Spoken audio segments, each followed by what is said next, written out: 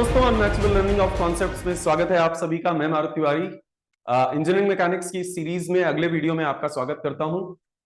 आज इस वीडियो में हम लोग सीखने वाले हैं कि फोर्स जब भी किसी बॉडी पर एक्ट करता है तो कई बार वो एक रोटरी इफेक्ट प्रोड्यूस करता है, और उस रोटरी इफेक्ट की जानकारी हम लेने वाले हैं। उस रोटरी इफेक्ट के बारे में हम इन्वेस्टिगेट करने वाले हैं।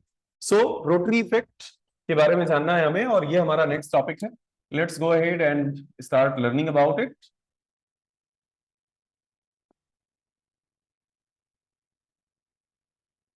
सो द सेकेंड टॉपिक, जहां हम फोर्स के रोटेशनल इफेक्ट के बारे में समझेंगे, और रोटेशनल इफेक्ट जिन क्वांटिटीज से डिफाइन किया जाएगा उन क्वांटिटीज को हम कहते हैं मोमेंट या टॉर्क, या आप देखोगे कपल जैसी भी एक चीज होती है। इन सारी बातों के बारे में हम लोग डिस्कस करने वाले हैं। इससे पहले कि हम समझे कि मोमेंट क्या है, उसे हम कैसे डिफाइन कर सकते हैं, उसका मैग्नीट्यूड कैसे फाइंड आउट कर सकते हैं, उसके डायरेक्शंस के बारे में क्या कमेंट कर सकते हैं, वो एक स्केलर है, वो एक वेक्टर है, या एग्जैक्टली वो क्या है। आप ऑब्जर्व करो दैट किसी हैंडपंप पे, जब आप किसी हैंडपंप के हैंडल पर जब आप फोर्स लगाते हो तो आपकी इंटेंशन होती है उस हैंडल को रोटेट करना, या फिर किसी नट या बोल्ट की लूजनिंग या टाइटनिंग कर रहे होते हो और आप रेंच पर या फिर एक प्लायर पर फोर्स अप्लाई करते हो, तो उस समय आप उस फोर्स को अप्लाई करके उस रेंच को रोटेट कर रहे होते हो। या फिर सिंपली अगर आपने किसी कैलेंडर पर हवा के कारण लगने वाले फोर्सेस देखे हैं तो आपने उस कैलेंडर को स्विंग होते हुए देखा, या सीसॉ जो पार्क वगैरह में बच्चे जिन पर खेलते रहते हैं, तो हर जगह रोटेशनल इफेक्ट आपको दिखाई पड़ता है। और ये सारे प्रैक्टिकल ऑब्जर्वेशंस हमें मोटिवेट करते हैं कि इस रोटेशन को हम डिफाइन कर सकें, इस रोटेशन को हम मेजर कर सकें। क्लियर? तो जैसे हैंडपंप का एग्जांपल अगर हम लें, हैंडपंप के केस में एक मेन बॉडी है, एक प्लंजर है, एंड ऑफ कोर्स यहां से वाटर टैप है, and then there is this handle जिस पर आप फोर्स अप्लाई करते हो, and this handle is of course connected to the main body like this. Alright, तो यहां पर आप फोर्स अप्लाई करते हो, और इस फोर्स का पूरा पर्पस है इस हैंडल को रोटेट करा देना। अब ये जो रोटेशनल इफेक्ट है, ये दो बातों पर डिपेंड करेगा। एंड अगेन ये प्रैक्टिकल ऑब्जर्वेशन से आप समझ जाओगे किन दो बातों पर डिपेंड करेगा। अगर आपने एक बार 50 न्यूटन फोर्स अप्लाई किया और एक बार आपने 100 न्यूटन फोर्स अप्लाई किया, तो क्या दोनों बार सेम रोटेशन प्रोड्यूस होगा? नहीं। आप जानते हो जब आपने 100 न्यूटन फोर्स अप्लाई किया तो ज्यादा रोटेशन प्रोड्यूस होगा। जब आपने मैग्नीट्यूड बढ़ा दिया फोर्स का तो आप ज्यादा तेजी से रोटेट कर पाओगे हैंडल को। यही बात किसी भी जगह आप जब रोटेशनल इफेक्ट प्रोड्यूस करने की कोशिश करते हो, चाहे फिर हवा, अगर पंखे की स्पीड बढ़ा दी आपने और हवा तेज चल रही है, तो विंड फोर्सेस का मैग्नीट्यूड बढ़ जाएगा, और विंड फोर्सेस का मैग्नीट्यूड बढ़ जाएगा तो कैलेंडर आपको ज्यादा तेजी से स्विंग करता हुआ दिखाई देगा। तो ये जो रोटेशनल इफेक्ट है फोर्स का, बहुत क्लियरली ये रोटेशनल इफेक्ट इस बात पर डिपेंड करेगा कि आपने कितना फोर्स अप्लाई किया। बट अगेन प्रैक्टिकल ऑब्जर्वेशन के थ्रू आप बड़े आराम से समझ सकते हो, और बहुत इंट्यूटिव है ये, बहुत आराम से फील कर सकते हो कि अगर जब आप हैंडपंप को ऑपरेट करते हो तो आपकी नेचुरल टेंडेंसी होती है फोर्स को जितना दूर रख सको उतना दूर रखने की। मजे की बात यह है कि इसके लिए मैकेनिक्स पढ़ने की जरूरत नहीं है। बहुत सारी ऐसी चीजें हैं जो हम प्रैक्टिकली करते हैं फिजिक्स या मैकेनिक्स में, भले ही हमने उनका बैकग्राउंड या उनकी टेक्निकल स्टडी की हो या ना की हो। तो दोस्तों, आप जानते हो, आप सभी इस बात को ऑब्जर्व करते हो कि जब आप एक हैंडपंप को ऑपरेट करते हो तो आप नेचुरली जितना दूर हैंडल पे फोर्स लगा सकते हो उतना दूर फोर्स लगाने की कोशिश करते हो। और इसका मतलब है कि ये रोटेशनल इफेक्ट सिर्फ फोर्स के मैग्नीट्यूड पर नहीं डिपेंड करता, ये रोटेशनल इफेक्ट इस बात पर भी डिपेंड करता है कि फोर्स आपने कितनी दूर अप्लाई किया, कितनी डिस्टेंस पर अप्लाई किया। सो ये रोटेशनल इफेक्ट इस बात पर भी डिपेंड करता है, ये रोटेशनल इफेक्ट इस बात पर भी डिपेंड करता है कि आपने कितनी दूर फोर्स अप्लाई किया, कितनी डिस्टेंस पर अप्लाई किया। अब ये डिस्टेंस किस तरह की डिस्टेंस? क्या मैं इस फोर्स की डिस्टेंस इस पॉइंट से ऐसी डिस्टेंस मेजर कर सकता हूं, या फिर मैं इस फोर्स की ऐसी डिस्टेंस मेजर कर सकता हूं? क्या ये वाली डिस्टेंस? तो ये डिस्टेंस एग्जैक्टली है कौन सी डिस्टेंस? किस डिस्टेंस को हम यहां पर काउंट कर रहे हैं, किस डिस्टेंस को कंसिडर कर रहे हैं कि फोर्स का रोटेशनल इफेक्ट डिस्टेंस पर डिपेंड करता है, बट कौन सी डिस्टेंस? उसके लिए आप अगर कैलेंडर के एग्जाम्पल पर फोकस करोगे तो आप नोटिस करोगे कि कैलेंडर पर फोर्स तो एक उसका वेट भी एक्ट कर रहा है, कैलेंडर का खुद का वेट भी उस पर एक फोर्स के तौर पर एक्ट कर रहा है। लेकिन आप नोटिस करोगे कि इस वेट के कारण तो कोई रोटेशनल इफेक्ट डेवलप नहीं हुआ कैलेंडर पर। वहीं दूसरी तरफ जो विंड फोर्सेस हैं, जो पंखे की हवा के कारण लगने वाला फोर्स है, उसके कारण आप नोटिस करोगे ये कैलेंडर स्विंग हो जाएगा, उसके कारण आप नोटिस करोगे ये कैलेंडर रोटेट हो जाएगा। अब W और F, ये जो दो फोर्सेस मैंने यहां पर बनाए हैं, इनमें क्या, और हो सकता है W का मैग्नीट्यूड ज्यादा हो बट और F का मैग्नीट्यूड कम हो, लेकिन आप नोटिस करोगे F के कारण रोटेशन हो सकता है, W के कारण रोटेशन नहीं हो सकता। And the difference that you will notice between them is that W को अगर आप बढ़ाकर देखोगे वो उस पॉइंट से पास हो रहा है जिस पॉइंट के अबाउट कैलेंडर रोटेट होने के लिए फ्री है, लेकिन F को अगर आप बढ़ाकर देखोगे वो उस पॉइंट से पास नहीं हो रहा है। इसका मतलब फोर्स के पास उस पॉइंट के अबाउट एक परपेंडिकुलर डिस्टेंस होनी चाहिए। फोर्स के पास जिस पॉइंट के अबाउट आप रोटेशन क्रिएट करना चाहते हो, उस पॉइंट के अबाउट फोर्स के पास एक परपेंडिकुलर डिस्टेंस होनी चाहिए। मेरे प्यारे दोस्तों, इन दोनों बातों को हम लोग कंबाइन कर सकते हैं, और अगर इन दोनों बातों को कंबाइन करें तो हमें अल्टीमेटली मिलेगा दैट फोर्स का rotational effect end of the day in दोनों बातों पर डिपेंड करेगा, एक फोर्स खुद कितना है और दूसरा फोर्स की परपेंडिकुलर डिस्टेंस क्या है। क्या ही तो बात है। इस रोटेशनल इफेक्ट को नाम दिया गया है मोमेंट। इस रोटेशनल इफेक्ट को नाम दिया गया है मोमेंट, और हम इसे रिप्रेजेंट करने वाले हैं m से। सो मोमेंट क्या है? मोमेंट है फोर्स का रोटेशनल इफेक्ट। मोमेंट की वैल्यू, मोमेंट का मैग्नीट्यूड आप कैसे डिसाइड कर सकते हैं, कैसे फाइंड आउट कर सकते हैं? मोमेंट का मैग्नीट्यूड सिंपली होगा फोर्स का magnitude multiplied by perpendicular distance. Force की परपेंडिकुलर डिस्टेंस उस पॉइंट से जिस पॉइंट के अबाउट आप रोटेशन करवाना चाहते हैं, या जिस पॉइंट के अबाउट आप रोटेशनल इफेक्ट कैलकुलेट कर रहे हैं।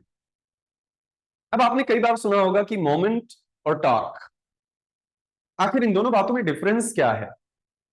मोमेंट और टॉर्क में क्या डिफरेंस है एग्जैक्टली? दोस्तों, फ्रैंकली स्पीकिंग मोमेंट और टॉर्क दोनों एक ही बातें हैं।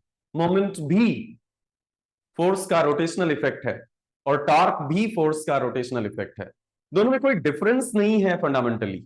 दोनों ही बातें एक क्वांटिटी को, एक तरह की चीज को रिप्रेजेंट करती हैं, चाहे फिर वो मोमेंट हो या फिर वो टॉर्क हो। आप मोमेंट की बात कर रहे हैं या टॉर्क की बात कर रहे हैं, फर्क नहीं पड़ता है, दोनों बातें एक ही हैं। Both of them are the same things. लेकिन आप फिर भी कई बार लोगों को कहते हुए सुनोगे कि नहीं, मोमेंट और टॉर्क में डिफरेंस बताओ। क्या होता है मोमेंट और टॉर्क में डिफरेंस? ये इनफैक्ट कितने ही सेशंस में मेरे सामने ये क्वेश्चन आता है, सर मोमेंट और टॉर्क में क्या डिफरेंस है, मोमेंट और टॉर्क में क्या डिफरेंस है।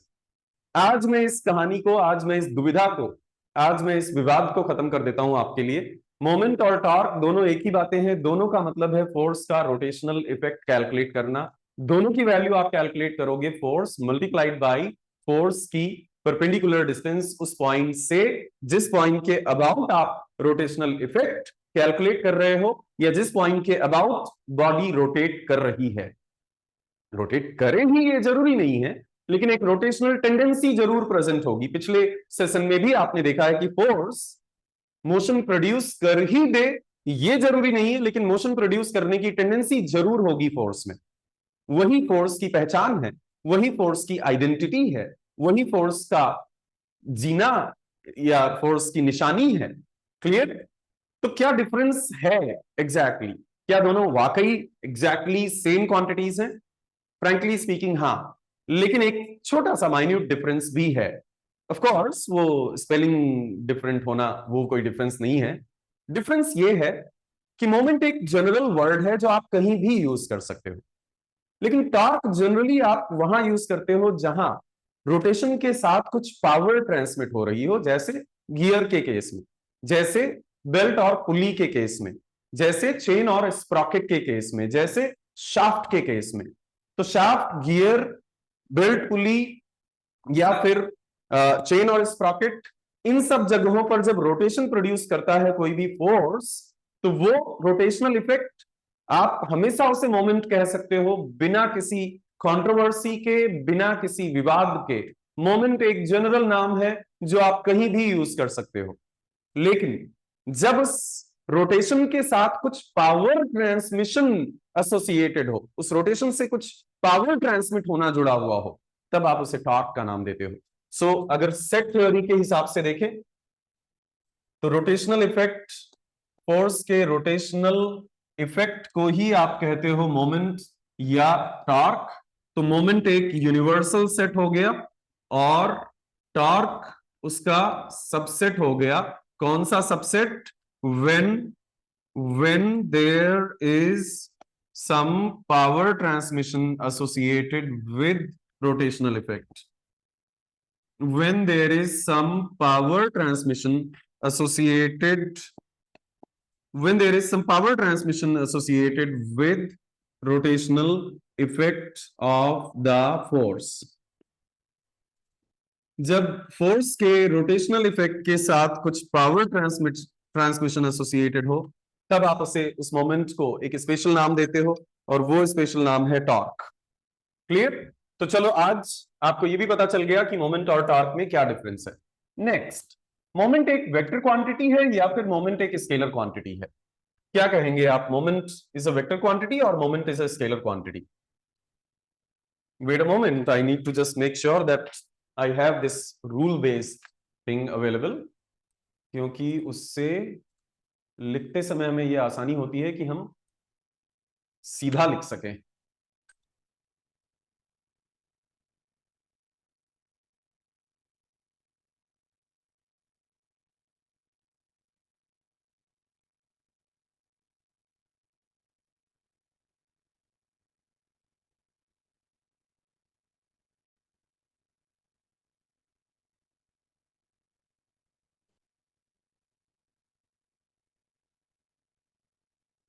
नेक्स्ट बात जो हमें समझनी है वो ये कि फोर्स एक वेक्टर क्वांटिटी था, लेकिन मोमेंट क्या है? मोमेंट एक स्केलर क्वांटिटी है या फिर एक वेक्टर क्वांटिटी है? Think about it.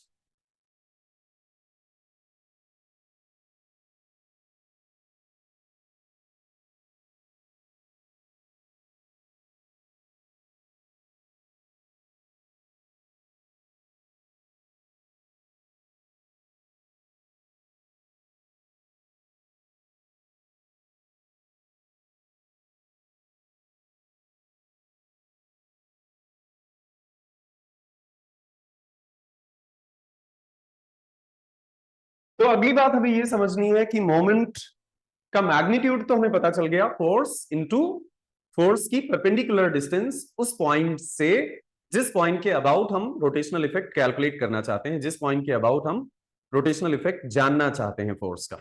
अब सवाल ये उठता है कि ये मोमेंट का मैग्नीट्यूड तो पता है, force into distance, force into perpendicular distance, भला ये मोमेंट एक स्केलर क्वांटिटी है या फिर एक वेक्टर क्वांटिटी है?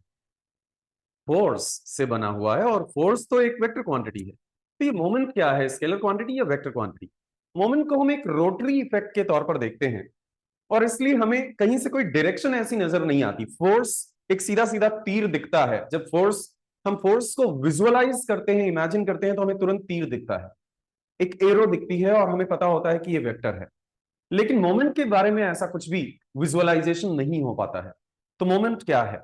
वेल, मोमेंट क्या है ये समझने से पहले ये समझना जरूरी है कि अगर मैं बोलूं कि इस पेन को हम लोग, अगर मैं बोलूं इस पेन को हम लोग या इस कैलकुलेटर को हम लोग, इस कैलकुलेटर को हम लोग 50 न्यूटन मीटर के मोमेंट से रोटेट करवा रहे हैं, क्या इस कैलकुलेटर के रोटेशनल इफेक्ट की कंप्लीट जानकारी मेरे पास आ गई? 50 न्यूटन मीटर का रोटेशनल इफेक्ट मैंने इस कैलकुलेटर पर प्रोड्यूस किया।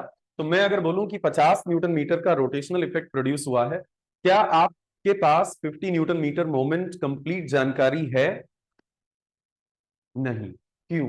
क्योंकि वो 50 न्यूटन मीटर का रोटेशनल इफेक्ट ऐसा भी हो सकता है, वो 50 न्यूटन मीटर का रोटेशनल इफेक्ट ऐसा भी हो सकता है, और वो 50 न्यूटन मीटर का रोटेशनल इफेक्ट ऐसा भी हो सकता है।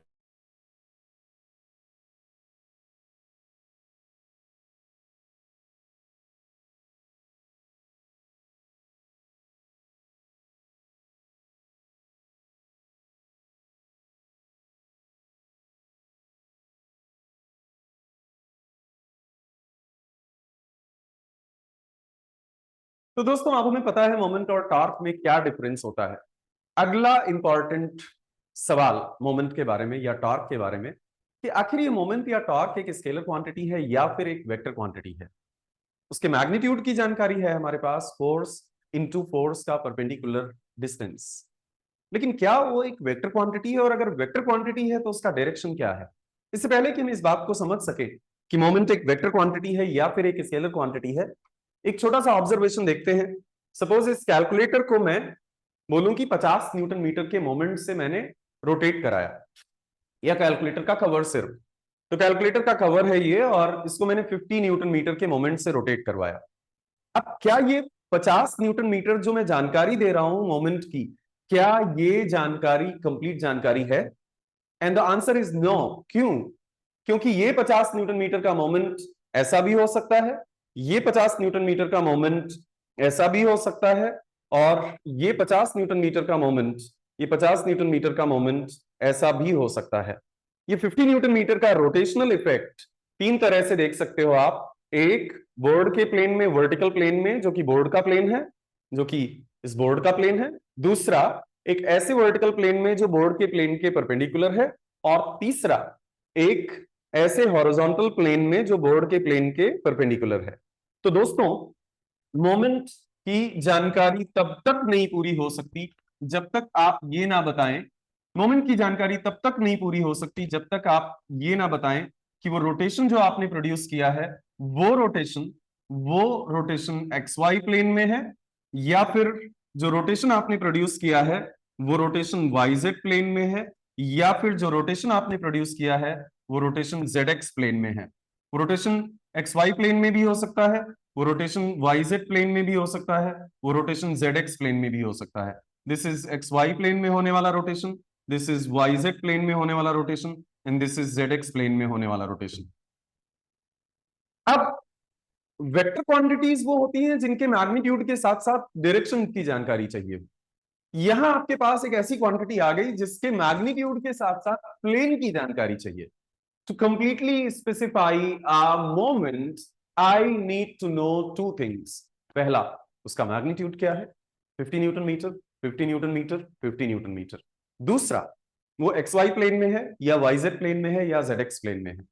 तो अब लोगों के पास एक चॉइस ये थी कि एक नए तरह की क्वांटिटी आ गई। देखो, वेक्टर नहीं है ये देखा जाए तो। क्यों? क्योंकि एक वेक्टर के लिए मैग्नीट्यूड और डायरेक्शन चाहिए होता है। यहां आपको मैग्नीट्यूड के साथ साथ प्लेन की जानकारी चाहिए। मैग्नीट्यूड की जानकारी और उसके साथ साथ प्लेन की जानकारी, तभी आप कह सकते हो कि मोमेंट की कंप्लीट जानकारी आपके पास है। तो इसके लिए या तो आप एक नए तरह की क्वांटिटी डिफाइन करें, या फिर एक स्मार्ट तरीका अपनाएं। किसी भी प्लेन की जानकारी आप उस प्लेन के नॉर्मल को स्पेसिफाई करके हासिल कर सकते हैं। कोई भी प्लेन, क्योंकि हर प्लेन की नॉर्मल एक यूनिक होती है, हर प्लेन का एक यूनिक परपेंडिकुलर होता है। तो अगर आपको प्लेन की जानकारी देनी है, आप उस प्लेन के परपेंडिकुलर की जानकारी दे दें। तो जब आपको बताना है कि मोमेंट एक्स वाई प्लेन में है, मोमेंट एक्स वाई प्लेन में है, तो क्यों ना आप बता दें कि मोमेंट जेड डायरेक्शन में है। जब आपको बताना हो कि मोमेंट वाई जेड प्लेन में है, तो क्यों ना आप बता दें कि मोमेंट एक्स डायरेक्शन में है। जब आपको बताना हो कि मोमेंट जेड एक्स प्लेन में है, तो क्यों ना आप बता दें कि मोमेंट वाई डायरेक्शन में है। और इस काम को भी करने के लिए एक प्रॉपर रूल अवेलेबल है।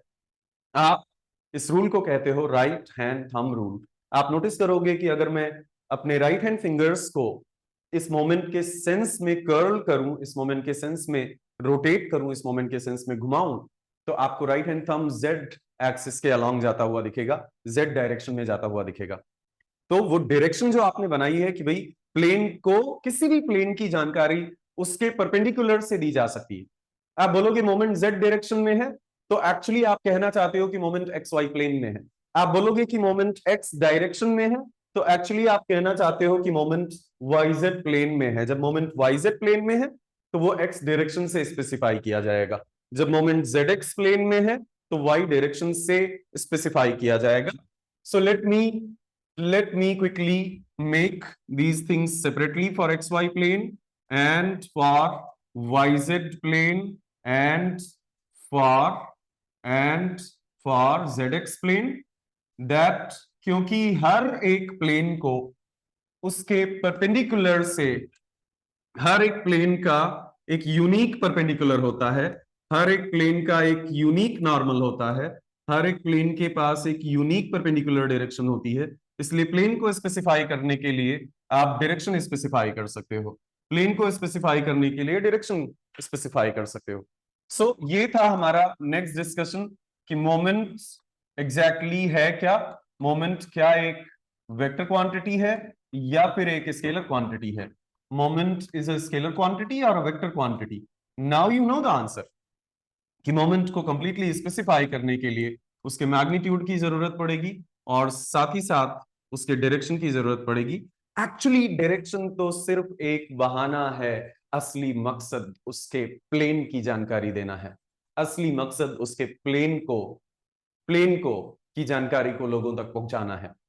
डायरेक्शन सिर्फ एक बहाना है, असली मकसद उसके प्लेन की जानकारी को लोगों तक पहुंचाना है, क्योंकि हर प्लेन का एक यूनिक नॉर्मल होता है, हर प्लेन का एक यूनिक परपेंडिकुलर होता है। आप ये जरूर कह सकते हो कि सर एक्स वाई प्लेन को नेगेटिव जेड डायरेक्शन से क्यों नहीं स्पेसिफाई किया, तो मैं आपको बोलूंगा कि बिल्कुल किया, बिल्कुल किया, क्यों नहीं किया, नेगेटिव जेड डायरेक्शन भी यूज करेंगे। अरे भाई एक्स वाई प्लेन में काउंटर क्लॉकवाइज हो सकता है, एक्स वाई प्लेन में क्लॉकवाइज हो सकता है। आप जब एक्स वाई प्लेन में क्लॉकवाइज मोमेंट देखोगे तो आपको नेगेटिव जेड डायरेक्शन दिखेगी। ऐसे ही आप वाई जेड प्लेन में भी क्लॉकवाइज मोमेंट देखोगे, क्लॉकवाइज मोमेंट देखोगे तो आपको नेगेटिव एक्स डायरेक्शन दिखेगा। ऐसे ही आप हॉरिजॉन्टल प्लेन में, जेड एक्स प्लेन में आप क्लॉकवाइज मोमेंट देखोगे, क्लॉकवाइज मोमेंट देखोगे तो आपको once again negative Y direction दिखेगा। सो मेरे प्यारे दोस्तों, I am going to have negative z direction for a clockwise couple in xy plane. I'm going to have negative x direction for clockwise couple in yz plane. I'm going to have a negative z direction, negative y direction for clockwise couple in zx plane. और ये सब कुछ एक rule से govern होता है और वो रूल है right hand thumb rule, and that rule is right hand thumb rule. ये बात आप लिख लो यहां पर, ये 6 फिगर्स जो मैंने बनाए हैं, ये सारे फिगर्स में जो डायरेक्शन बनाई गई है वो सब कुछ राइट हैंड थंब रूल से डिसाइड किया गया है। मोमेंट या टॉर्क के बारे में अगली बात, the next thing, and the next thing is pretty interesting. कई बार ऐसा होता है और ये प्रैक्टिकली बहुत ही रिलेवेंट है, कई बार ऐसा होता है कि आप बहुत सारी प्रैक्टिकल फिजिकल सिचुएशंस में देखोगे किसी बॉडी पर दो इक्वल ऑपोजिट और पैरेलल फोर्सेस एक्ट करेंगे, इक्वल ऑपोजिट और नॉन कोलिनियर फोर्सेस एक्ट करेंगे। जैसे जैसे एक बॉटल का कैप खोलते समय, जैसे एक बॉटल का कैप खोलते समय आप इक्वल ऑपोजिट और नॉन कोलिनियर फोर्सेस ही तो अप्लाई कर रहे होते हो।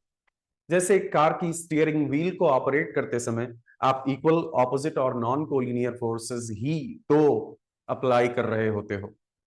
फिजिकली ये एक स्पेशल केस बहुत ही इंपॉर्टेंट हो जाता है, दैट किसी बॉडी पर दो इक्वल ऑपोजिट और नॉन कोलिनियर फोर्सेस एक्ट कर रहे हो। इस तरह के सिस्टम में अगर हम नेट फोर्स कैलकुलेट करें, दो ही फोर्सेस एक्ट करेंगे ये जरूरी है क्या? नहीं। अगर 50 फोर्सेस एक्ट कर रहे हो तब भी आप रोटेशनल इफेक्ट कैलकुलेट कर सकते हो। अगर 500 फोर्सेस एक्ट कर रहे हो तब भी आप रोटेशनल इफेक्ट कैलकुलेट कर सकते हो।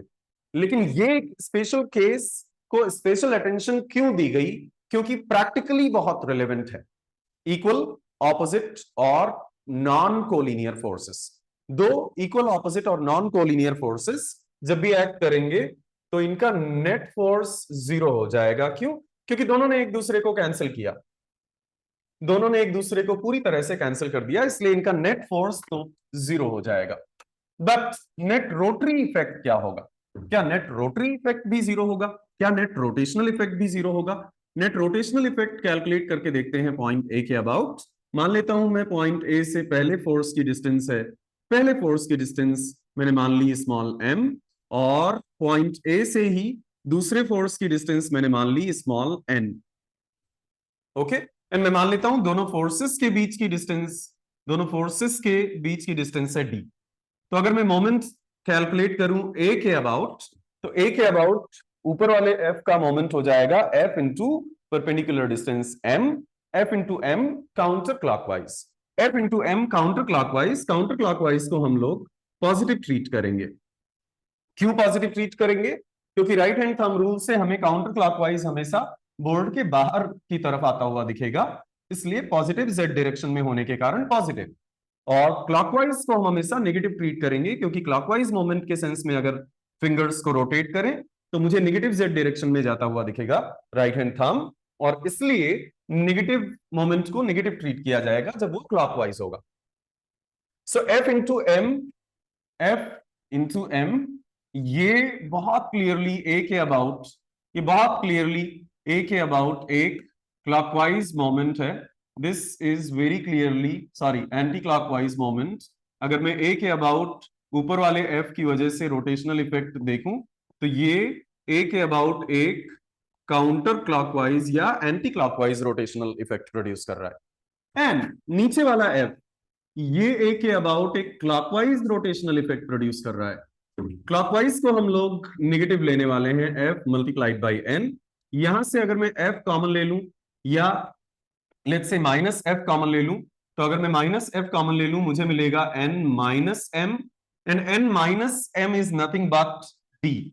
एन माइनस एम क्या है? एन माइनस एम डी के इक्वल है। इस तरह से इस दो इक्वल ऑपोजिट और नॉन कोलिनियर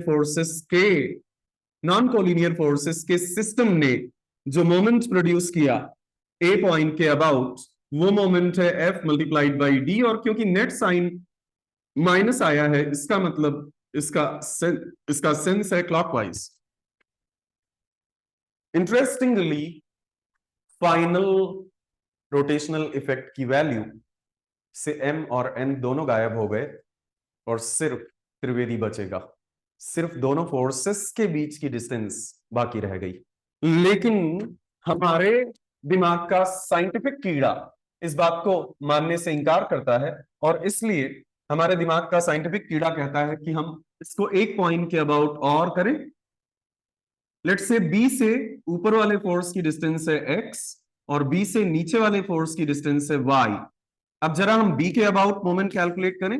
बी के अबाउट अगर मोमेंट कैलकुलेट करें, ऊपर वाले फोर्स का मोमेंट हो जाएगा F into x clockwise, F into x clockwise, और नीचे वाले फोर्स का मोमेंट बी के अबाउट हो जाएगा F into Y clockwise, F into Y clockwise. याद रखना मैंने क्लॉकवाइज को नेगेटिव लिया है, I have taken clockwise as negative. Minus F common ले लेंगे, माइनस एफ कॉमन लेंगे तो मुझे मिलेगा एक्स प्लस वाई। एंड एक बार फिर से देखो, एक्स प्लस वाई क्या है? X plus Y is nothing but, X plus Y दोनों ही फोर्सेस के बीच की डिस्टेंस है दोस्तों, दोनों फोर्सेस के बीच की डिस्टेंस है। इसलिए अगर बी के अबाउट भी हम मोमेंट कैलकुलेट करते हैं, हमें मिलता है फोर्स मल्टीप्लाइड बाई फोर्सेस के बीच की परपेंडिकुलर डिस्टेंस। और सिर्फ मैग्नीट्यूड नहीं, सेंस भी, फिर से माइनस साइन मिला है नेट वैल्यू में। माइनस साइन मिलने का मतलब नेट मोमेंट क्लॉकवाइज प्रोड्यूस किया उन्होंने। ऐसे दो इक्वल ऑपोजिट और नॉन कोलिनियर फोर्सेस के सिस्टम को, जहां नेट फोर्स जीरो हो लेकिन नेट मोमेंट जीरो ना हो, और वो net moment point of reference से इंडिपेंडेंट हो। दोनों बार ए के अबाउट कैलकुलेट किया तब भी वही मिला, फोर्स इंटू फोर्सेस के बीच की डिस्टेंस। दूसरी बार भी हमें वही मिला, किसी एक फोर्स का मैग्नीट्यूड और दोनों फोर्सेस के बीच की परपेंडिकुलर डिस्टेंस का प्रोडक्ट, और दोनों बार हमें सेंस भी सेम मिला, final net moment clockwise, final net moment clockwise. ऐसे इक्वल, दो इक्वल ऑपोजिट और नॉन कोलिनियर फोर्सेस के सिस्टम को हम कहते हैं कपल। कपल, कपल क्या होता है आप जानते हो? कपल मतलब दो, कभी एक से तो कपल नहीं बन सकता ना। कपल मतलब यू ऑल नो, कपल का मतलब क्या है ये आप सभी जानते हैं। तो कपल, इस तरह के सिस्टम को हम कहते हैं कपल। कपल क्यों कहते हैं? कपल इसलिए कहते हैं क्योंकि दो equal opposite and non collinear forces को मिलाकर ऐसा एक सिस्टम हमेशा दो इक्वल ऑपोजिट और नॉन कोलिनियर फोर्सेस को मिलाकर बनेगा।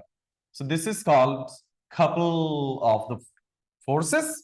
एंड याद रखना, moment of couple is independent of the reference point.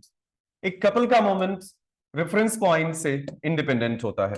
ये सारी बातें जो आज हमने मोमेंट और टॉर्क और कपल के बारे में सीखी, इन सारी बातों को क्विकली करते हैं रिकैपिचुलेट, क्विकली करते हैं नोट डाउन, सो दैट हमारे पास बेहतरीन नोट्स हमें हासिल हो सके। बाय द वे, वीडियो के डिस्क्रिप्शन में जाकर एक बार चेकआउट कर लेना, सारे कोर्सेज मैकेनिकल इंजीनियरिंग के सारे ही कोर्सेज ब्यूटीफुली अवेलेबल हैं www.unmatchable.in पर। आपको बेसिक थर्मोडायनेमिक्स हो या fluid mechanics, theory of machines हो या स्ट्रेंथ ऑफ मटेरियल्स, मैन्युफैक्चरिंग हो या मटेरियल साइंस, आपके लिए वन स्टॉप सॉल्यूशन है www.unmatchable.in। ओके, चलो नोट डाउन करते हैं इन सारी बात।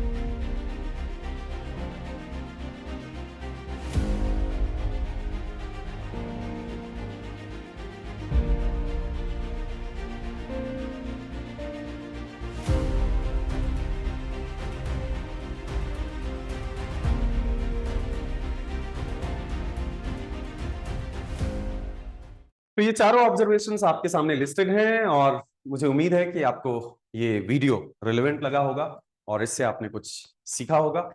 ये सारे जो ऑब्जर्वेशंस हैं या जो भी मैं एनोटेट करता हूं, ये सारी बातें आप जाकर डाउनलोड कर सकते हैं। अगेन, वीडियो के डिस्क्रिप्शन में आपको लिंक मिल जाएगा इस सिस्टमैटिक कोर्स में एनरोल करने के लिए और वहां से इन सारी पीडीएफ को एक्सेस करने के लिए।